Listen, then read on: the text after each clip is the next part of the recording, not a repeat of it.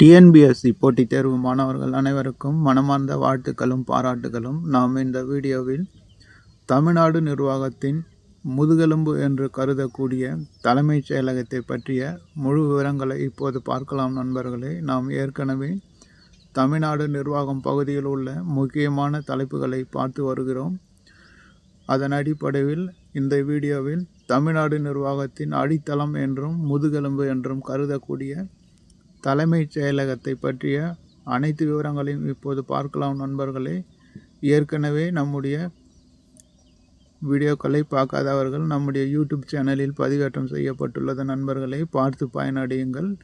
இப்போது தலைமைச் செயலகத்தை பற்றிய முழு விவரங்களை இப்போது பார்க்கலாம்.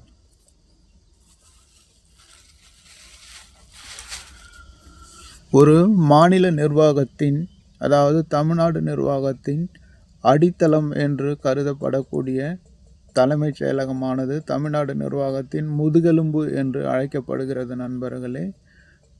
அதை பற்றிய முழுமையான விவரங்களை இப்போது பார்க்கலாம்.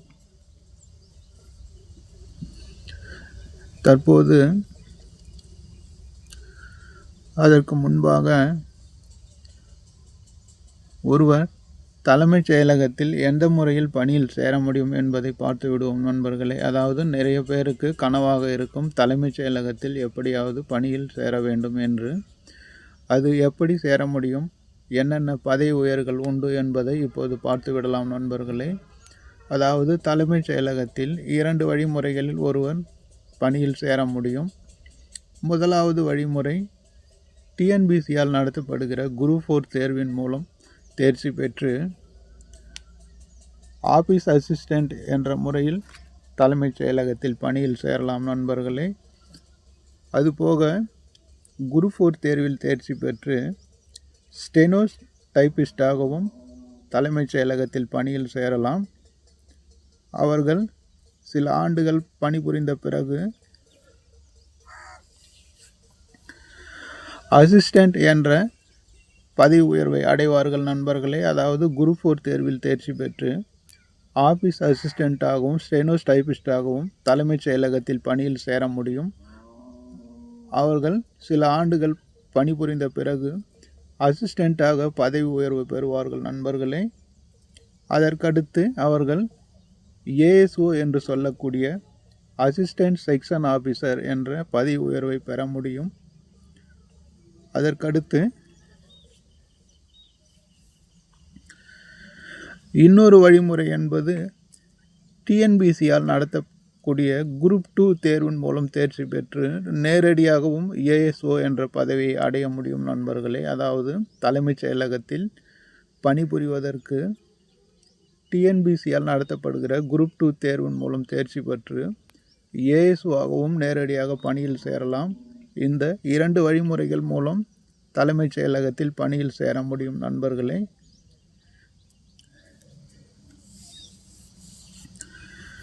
எனவே மாணவர்கள் நன்கு திட்டமிட்டு இப்பொழுதிருந்தே படியுங்கள். நீங்களும் தலைமைச் செயலகத்தில் பணிபுரியக்கூடிய வாய்ப்பை பெறலாம் நண்பர்களே. அதற்கடுத்து இவர்களுடைய பதவி உயர்வை பற்றி இப்போது பார்க்கலாம் நண்பர்களே. அதாவது குரூப் 4 மூலம் சேர்ந்தவர்களும் குரூப் 2 மூலம் சேர்ந்தவர்களும் எப்படி படிப்படியாக பதவி உயர்வை பெறுகிறார்கள் என்பதை பற்றிய பார்க்கலாம் நண்பர்களே. குரூப் 4 தேர்வில் தேர்ச்சி பெற்று தலைமைச் செயலகத்தில் பணியில் சேர்கிறவர்கள் முன்னாடி சொன்னது போல தான் ஆஃபீஸ் அசிஸ்டண்ட்டாகவும் ஸ்டெனோ டைப்பிஸ்டாகவும் சேருவார்கள். சில ஆண்டுகளுக்கு பிறகு அவர்கள் அசிஸ்டண்ட்டாக பதவி உயர்வு பெறுவார்கள். அதற்கடுத்து ஏஎஸ்ஓ என்ற அசிஸ்டண்ட் செக்ஷன் ஆஃபீஸர் என்கிற உதவி பிரிவு அலுவலர் என்ற பதவியை அடைவார்கள் நண்பர்களே. அந்த ஏஎஸ்ஓ என்ற பதவியானது குரூப் 2 தேர்வின் மூலம் நேரடியாகவும் பெற முடியும். இப்படி பெறுகிற போது ஏஎஸ்ஓவாக சில ஆண்டுகள் பணியாற்றிய பிறகு அவர்களுக்கு எஸ்ஓ என்று சொல்லக்கூடிய, அதாவது செக்ஷன் ஆஃபீஸர் என்ற கூடிய பதவி உயர்வு கிடைக்கும் நண்பர்களே. அதாவது உதவி பிரிவு அலுவலரிலிருந்து பிரிவு அலுவலர் என்ற நிலைக்கு பதவி உயர்வு பெறுவார்கள். அதற்கடுத்து அண்டர் செக்ரட்டரி என்ற பதவி உயர்வை அடைவார்கள் நண்பர்களே. அதாவது எஸ்ஓவிலிருந்து அண்டர் செக்ரட்டரி என்ற பதவியை அடைவார்கள். அதற்கடுத்து அண்டர் செக்ரட்டரி என்ற பதவியில் இருந்து அசிஸ்டன்ட் செக்ரட்டரி என்ற பதவியை அடைவார்கள். அதற்கடுத்து அசிஸ்டன்ட் செக்ரட்டரியில் இருந்து டெபுட்டி செக்ரட்டரி என்ற பதவியை அடைவார்கள் நண்பர்களே. டெபுட்டி செக்ரட்டரியில் இருந்து ஜாயின்ட் செக்ரட்டரி என்ற பதவியை அடைவார்கள். அதற்கடுத்து ஜாயின்ட் செக்ரட்டரியிலிருந்து அடிஷ்னல் செக்ரட்டரி என்ற பதவியை அடைவார்கள் நண்பர்களே. அதற்கடுத்து கடைசியாக அடிஷ்னல் செக்ரட்டரியிலிருந்து செக்ரட்டரி என்ற உயர்ந்த பதவியை அடைவார்கள் நண்பர்களே. அதாவது அடிஷ்னல் செக்ரட்டரியிலிருந்து செக்ரட்டரி என்ற பதவியை அடைவார்கள். அதாவது செயலாளர் என்ற பதவியை அடைந்து விடுவார்கள். இதுதான் தலைமைச் செயலகத்தில் உள்ள கடைசி படிநிலை, அதாவது உயர்ந்த பதவி நண்பர்களே. இந்த பதவி வரை நீங்கள் செல்ல முடியும். அதாவது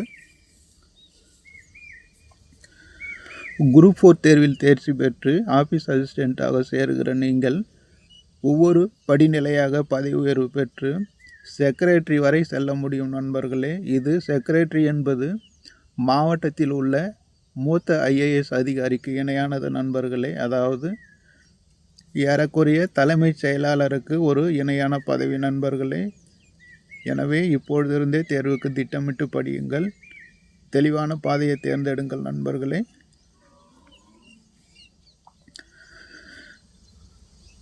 தற்போது தலைமைச் செயலகத்தில் எப்படி பணியில் சேரலாம், அதனுடைய பதவி உயர்வு பற்றிய விவரங்களை பார்த்தோம் நண்பர்களே. அதற்கடுத்து தலைமைச் செயலகத்தில் உள்ள துறைகளை பற்றி பார்க்கலாம் நண்பர்களே. தலைமைச் செயலகமானது 2 பகுதிகளை உடையது நண்பர்களே. அதாவது ஒரு பகுதி ஆஃபீஸ் என்றும், அதாவது அலுவலகம் என்றும், இன்னொரு பகுதி ஆஃபீஸர்ஸ், அதாவது அதில் பணிபுரியக்கூடிய அலுவலர்களை கொண்டதாக இருக்கிறது. மீண்டும் சொல்கிறேன், தலைமைச் செயலகம் என்பது, அதாவது செக்ரட்டரியேட் என்பது 2 பகுதிகளை உடையது நண்பர்களே. ஒன்று ஆஃபீஸ் என்று சொல்லக்கூடிய அலுவலகத்தையும், இரண்டாவது ஆஃபீஸர்ஸ் என்று சொல்லக்கூடிய அலுவலர்களையும் கொண்டது நண்பர்களே, அதாவது அதிகாரிகளையும் கொண்டது. தற்போது ஏறக்குறைய 40 துறைகளை கொண்டு இயங்குகிறது நண்பர்களே. தலைமைச் செயலகமானது தற்போது 40 துறைகளை கொண்டு இயங்குகிறது. அந்த ஒவ்வொரு துறைக்கும் ஒரு செக்ரட்டரி இருக்கிறார். அவர்தான் அதனுடைய முக்கிய பொறுப்பு அதிகாரியாக செயல்படுகிறார். தற்போது ஒட்டுமொத்த தலைமைச் செயலகத்தில் உள்ள துறைகளின் பணிகளை பற்றி இப்போது பார்க்கலாம் நண்பர்களே.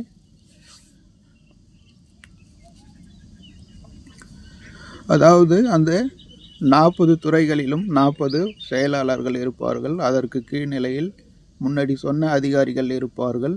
அவர்களுடைய பணிகளை பற்றி இப்போது பார்க்கலாம் நண்பர்களே.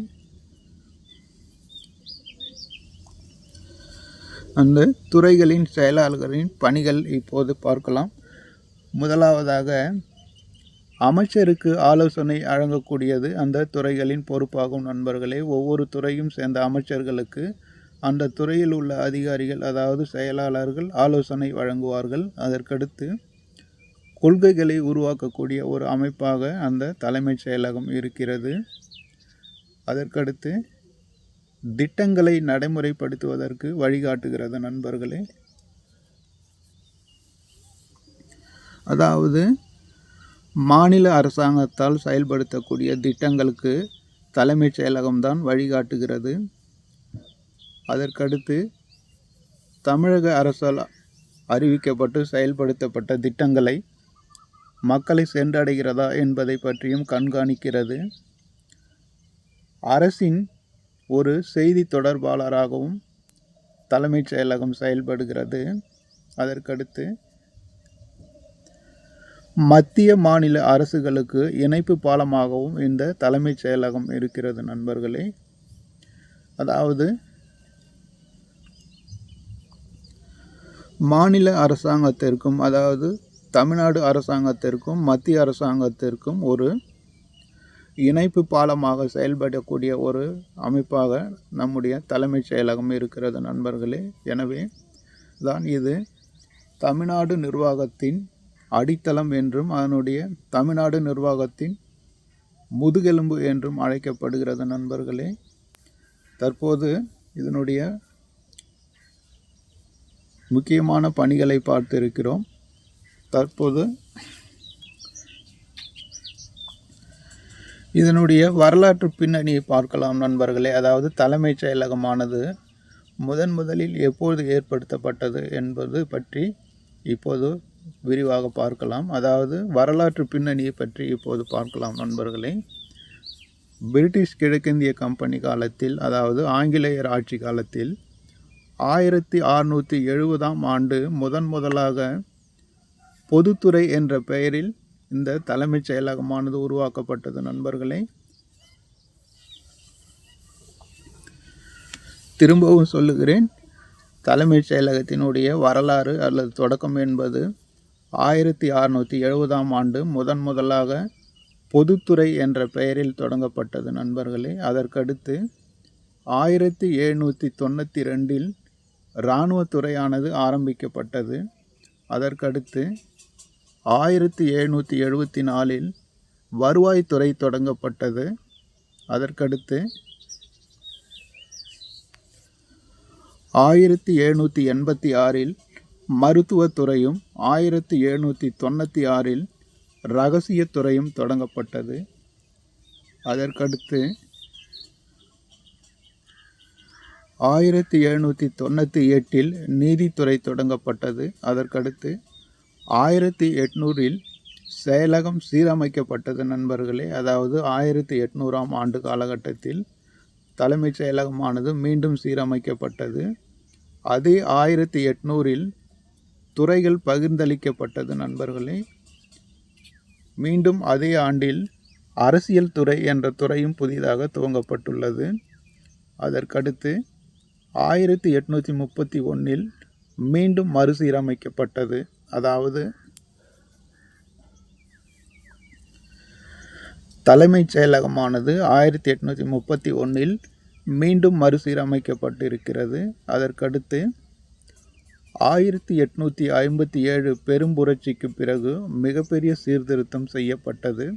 அப்போது செயலகமானது இந்திய தலைமை ஆளுநரின் நேரடி கட்டுப்பாட்டிற்கு வந்தது. அதற்கடுத்து 1918இல் வருவாய் சிறப்புத்துறை என்ற துறையானது ஏற்படுத்தப்பட்டது. அதன் பிறகு 1921இல் வளர்ச்சித்துறை என்ற துறையானது தொடங்கப்பட்டது. அதன் பிறகு 1946இல் உணவுத்துறை, அதாவது ஃபுட் டிபார்ட்மெண்ட் ஆனது தொடங்கப்பட்டது. அதன் பிறகு 1949இல் வேளாண்மை துறை தொடங்கப்பட்டுள்ளது. அதற்கடுத்து 1953இல் சட்டத்துறையானது தொடங்கப்பட்டுள்ளது. 1998இல் தகவல் தொழில்நுட்பத்துறை ஏற்படுத்தப்பட்டிருக்கிறது. இவ்வாறாக பல சீர்திருத்தங்களுக்கு பிறகு தற்போது தலைமைச் செயலகமானது 40 துறைகளை கொண்டு செயல்பட்டு வருகிறது நண்பர்களே. மேலும் அது தமிழ்நாட்டின் நிர்வாகத்தின் முதுகெலும்பாகவும் அடித்தளமாகவும் கருதப்படுகிறது. இது 1670ஆம் ஆண்டு முதலாக பொதுத்துறை என்ற பெயரில் தொடங்கப்பட்டு 1998இல் தகவல் தொழில்நுட்பத்துறை என்ற துறை ஏற்பட்டதிலிருந்து பல்வேறு மாற்றங்களையும் சீர்திருத்தங்களையும் கண்டு வந்திருக்கிறது. இப்படி படிப்படியாக வளர்ச்சியடைந்து தற்போது தலைமைச் செயலகமானது 40 துறைகளை கொண்டு இயங்கி வருகிறது நண்பர்களே. இந்த ஒவ்வொரு துறைக்கும் ஒரு செக்ரட்டரி இருக்கிறார். அவர்தான் அந்த துறைக்கு பொறுப்பான அதிகாரியாக இருக்கிறார். அதற்கு நிறைய அதிகாரிகள் இருக்கிறார்கள்.